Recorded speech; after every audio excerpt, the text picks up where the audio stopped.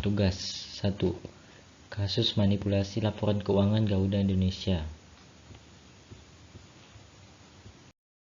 Pada 2 April 2019, polemik dimulai saat dua komisaris Garuda Indonesia, Khairul Tanjung dan Doni Oskaria, saat ini sudah tidak menjabat, menolak menandatangani laporan keuangan Garuda Indonesia karena tidak sesuai dengan pernyataan standar akuntansi keuangan.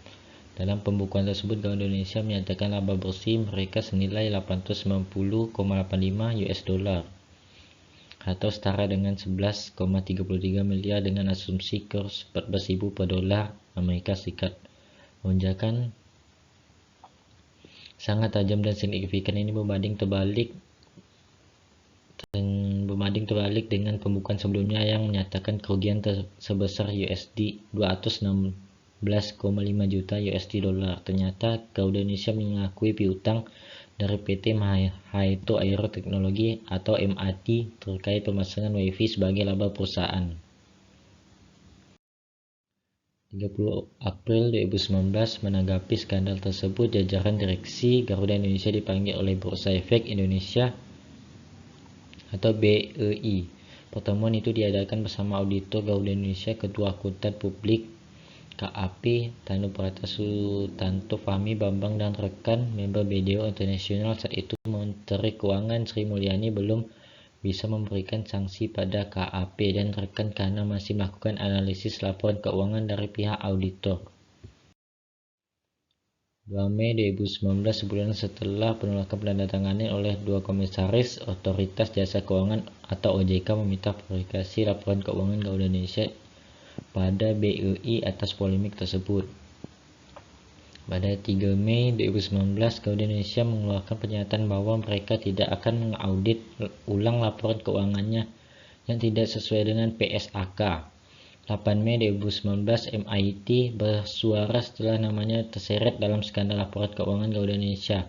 Perusahaan yang baru berdiri pada 3 November 2012 ini berani bekerja sama dengan Garuda Indonesia dengan mencatatkan utang senilai 239 juta USD dolar yang kemudian dimasukkan ke dalam kolom pendapatan oleh Garuda Indonesia. Tugas kedua, kasus manipulasi laporan keuangan perusahaan Enron. Sejarah singkat Enron. Enron merupakan hasil dari merger dua perusahaan gas alam, Houston Natural Gas dan Internotes. Merger ini dilakukan oleh pebisnis Kenneth Lay pada tahun 1985. Pada awal tahun 1990-an, Lay menginspirasi penentuan harga pasar untuk listrik serta mendorong Kongres Amerika Serikat melakukan deregulasi terkait penjualan gas alam. Hal ini memungkinkan Enron untuk menjual energi dengan harga yang lebih tinggi sehingga berpengaruh positif terhadap keuntungan perusahaan. Latar belakangnya, penyebab laporan keuangan Enron yang kompleks menimbulkan pertanyaan dari pemegang saham dan analisis. Model bisnis dan praktik-praktik tidak etis dari perusahaan ini antara lain menampilkan penghasilan yang tidak sebenarnya serta memodifikasi neraca keuangan demi memperoleh penilaian kinerja keuangan yang positif. Kombinasi dari sekian banyak isu ini kemudian menyebabkan kebangkrutan Enron. Kronologinya seperti ini ya.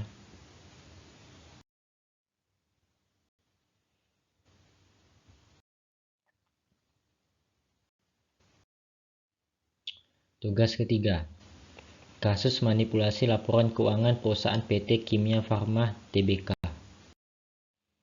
Pokok permasalahan dari PT Kimia Farma Tbk adalah adanya penggelembungan laba bersih pada laporan keuangan PT Kimia Farma pada tahun 2001.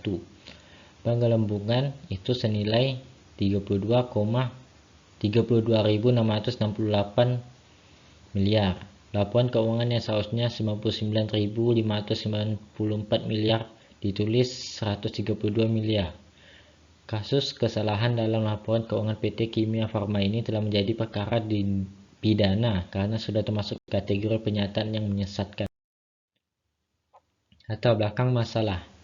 Kimia Farma merupakan pionir dalam industri farmasi Indonesia. Cikal bakal perusahaan dapat dirunut balik ke tahun 1917 ketika NV Chemicalian Handel Redchem dan CEO perusahaan farmasi pertama di Hindia Timur didirikan sejalan dengan kebijakan nasionalisasi perusahaan-perusahaan Belanda pada tahun 1958, pemerintah melebur sejumlah perusahaan farmasi menjadi PNF Bhinneka Kimia Farma.